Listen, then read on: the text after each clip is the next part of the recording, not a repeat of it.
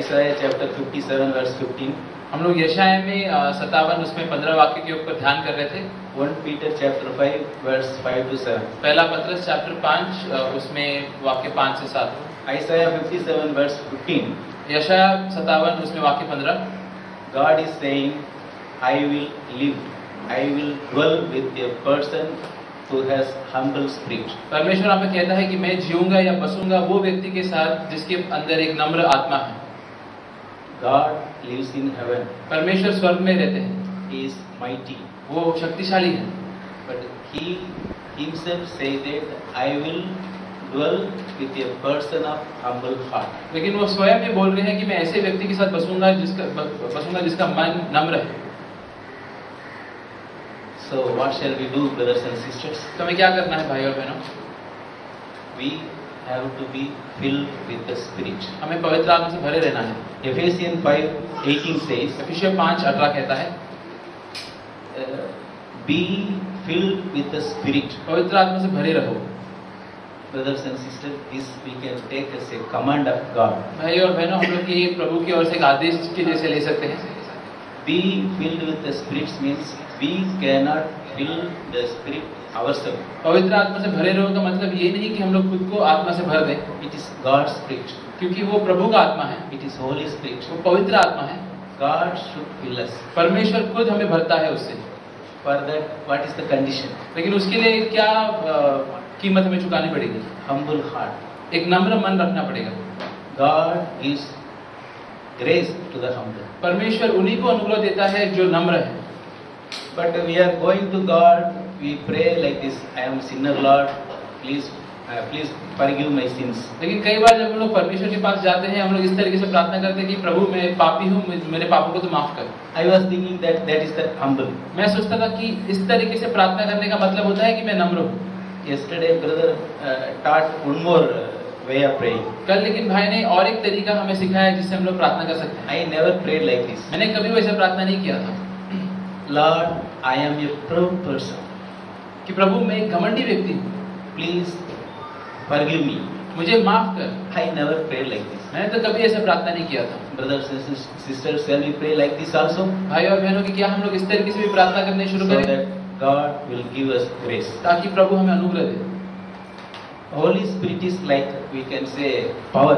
पवित्र आत्मा हम लोग कह सकते हैं, सोचो बिजली की जैसे है। By power, so many things we can do. ये बिजली के द्वारा हम लोग कई सारी चीजें कर सकते हैं। If Holy Spirit fills us, अगर पवित्र आत्मा हमें भरती है, God gives the power, तो फिर परमेश्वर हमें शक्ति देता है, strength, सामर्थ देता है, vitality. ताकत देता है। Then so many things to live like Jesus. काफी सारे चीजें देता है जिसके द्वारा हम लोग प्रभु यीशु की जैसे जी सकते हैं। To live for Jesus. ताकि हम लोग प्रभु यीशु के लिए जी सकते हैं। So my brothers and sisters, the only thing is to be filled with Spirit. मेरे प्रिय भाई और बहनों, एक चीज जरूरी है कि हम लोग हमेशा पवित्र आत्मा से भरे रहें। To be filled a vessel. अगर एक बर्तन को भरा रहना है, What is the condition? क्या जरूरत है उसके लिए? It should be empty. कि वो पहले खाली होना चाहिए। It should be open. और खुला होना चाहिए। Yes, clean our heart. तो हमें हमारे मनों को साफ करना है। That we should do. ये हमें करना है। Then open our heart. That is willingness or desire. और फिर हमारे मन को खोलना है, जिसका मतलब है कि हमारे अंदर एक इच्छा होनी चाहिए। Then go to God. फिर प्रभु के पास जाना चाहिए। God, it is your command. प्रभु ये तेरा आदेश है, So fill me. तो तू मुझे भी भर। I am empty. मैं खाली हूँ। Then God is willing to fill us. फिर परमेश्वर इच्छा रखता है कि हमें वो भरे। My dear brothers and sisters, right now God is willing to fill us. मेरे प्रिय भाई और बहनों, अभी के अभी परमेश्वर तैयार है हमें भरने के लिए। We need not wait for years. हमें कई साल इंतजार करने की जरूरत नहीं है। If we submit or if we, Bible says, walk by the Spirit.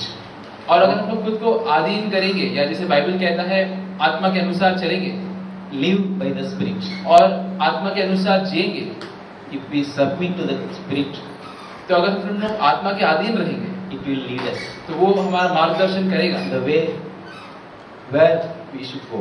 वो रास्ते पे या वो दिशा में जहाँ पे हमें जाना चाहिए.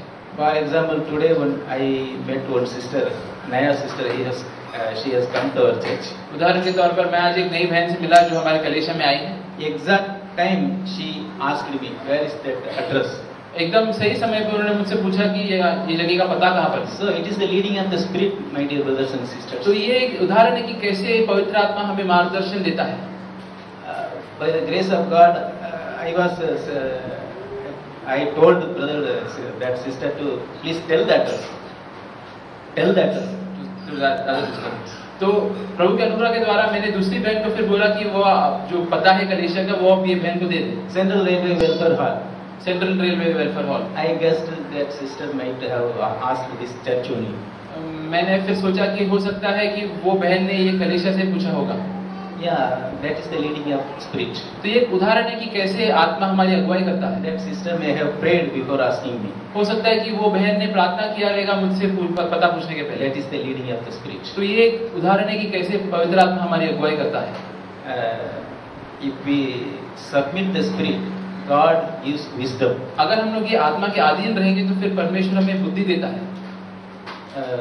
1 Peter 5 verse 5 to 7 says, submit to your elders. पहला पत्रस चैप्टर 5 उसमें वाक्य 5 से 7 में ये लिखा है कि अपने अगुवाओं के नीचे अधीन रहो. Submit to one another.